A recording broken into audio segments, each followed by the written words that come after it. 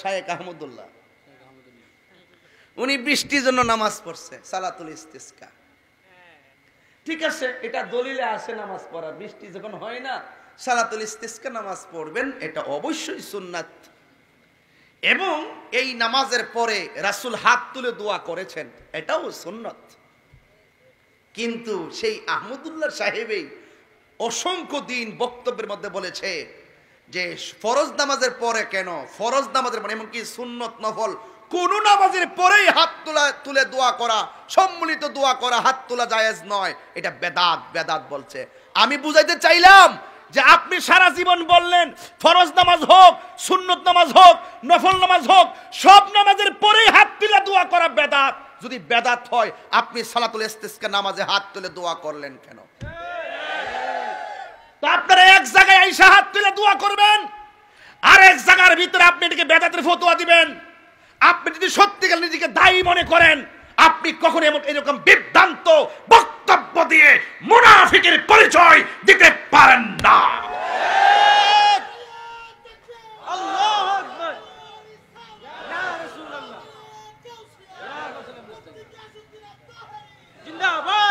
আমি যখন বক্তব্য দিলাম তখন আরেকজন শাইখ, উনাদের জাত ভাই, স্বগোত্রীয় ভাই, নাম হলো মুখতার আহমদ।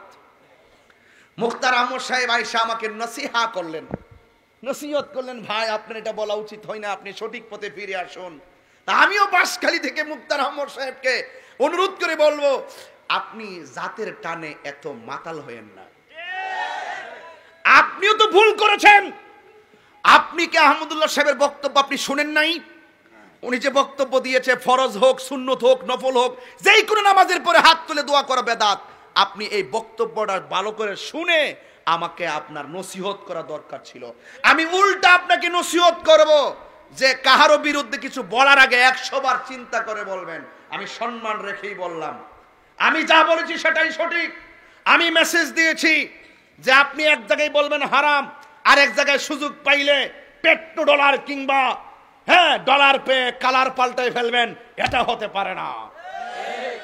আপনার তো ডলার পেলে কালার পাল্টাই ফেলেন, ঠিক কিনা বলেন? বলা হয়েছিল, রাসূলকে বলা হয়েছিল, রাসূলকে বলা হয়েছিল কোন সময়ের দোয়া উত্তম। রাসূল বলছিলেন শেষ রাতের দোয়া উত্তম, আরেকটা হলো ফরজ নামাজের পর সম্মিলিত দোয়া।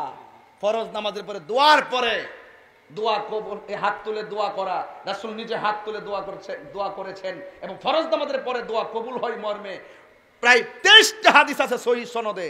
আর আপনি বলতেছেন যে রাসূল এই দোয়া কোন সময় পড়ে নাই, এগুলা বেদাত বেদাত বেদাত বেদাত বলে বলে পাবলিক গুলোরে আপনারা ধোঁকা দিচ্ছেন। এই জন্য আপনাদেরকে বলবো, মুখতার আহমদ সাহেবকে আমি অনুরোধ করে বলবো, আপনি আমাকে নসিহত করার আগে আপনার জাত ভাইটাকে নসিহত করা দরকার ছিল। আপনি দালালিতে কথা বলবেন না, দলিল দিয়ে কথা বলবেন। তাহিরি কখনো দলিল ছাড়া কথা বলে না। আমি যাকে ধরি, আমি যাকে ধরি এমনিই ধরি না। কিন্তু মনে রাখবেন, কয় মানুষকে নিয়ে অন্যজনকে নসিহত করার আগে নিজে সংশোধন হন।